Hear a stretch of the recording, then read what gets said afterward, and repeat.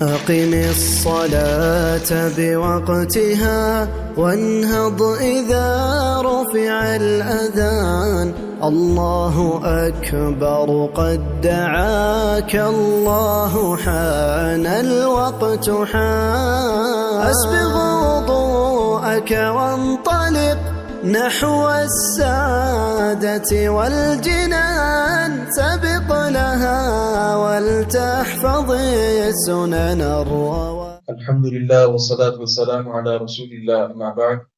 اگر انسان نے وضو کیا ہوا ہو اور دوسری نماز وہ پڑھنا چاہے با وضو ہو، کیا اس پر لازم ہے کہ وہ نیا وضو کرے؟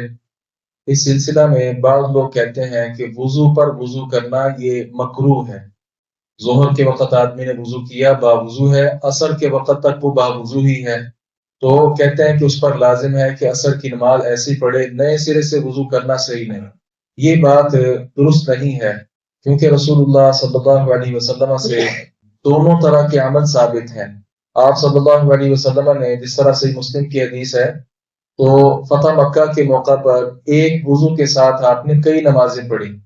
عمر رضی اللہ عنہ نے پوچھ لیا تو آپ صلی اللہ علیہ وسلم نے فرمایا عمدا فعلته یا عمر او کما قال، اے عمر میں نے ایسا جان بوجھ کر کیا، ایک وضو کے ساتھ کئی نمازیں پڑھی. باقی عمومی جو آپ کا عمل تھا وہ صحیح بخاری میں آتا ہے. انس رضی اللہ عنہ بیان کرتے ہیں کان النبی صلی اللہ علیہ وسلم یتوضا عند كل صلاة، نبی مکرم صلی اللہ علیہ وسلم ہر نماز کے وقت ہی نیا وضو کیا کرتے تھے. گویا دونوں عمل آپ سے ثابت ہیں، بلکہ یوں کہا جا سکتا ہے کہ زیادہ بہتر، زیادہ افضل یہ ہے کہ ہر نماز کے لیے نیا وضو کر لیا جائے.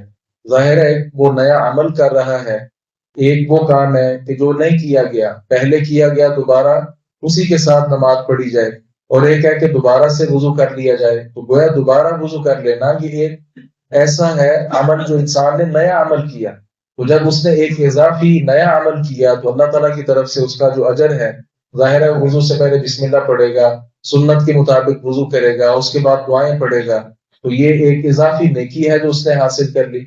ہاں باقی اگر باوضو ہو آدمی تو نئی نماز وہ اسی وضو کے ساتھ بھی پڑھ سکتا ہے.